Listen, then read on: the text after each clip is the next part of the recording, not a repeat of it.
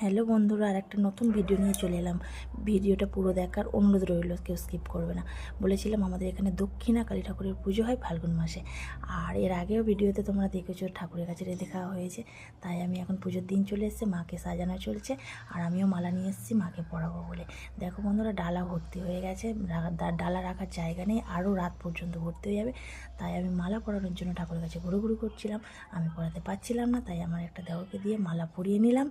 আর আমি তো পড়াতে পারবো না, হাত পাবো না, তাই মাকে সাজানো হয়ে গেছে, এখনও চলছে। আর লাস্টে আমি ঠাকুরের মায়ের কাছে প্রণাম করে নিলাম, মাথা নিচু করে মায়ের কাছে প্রণাম করে নিলাম।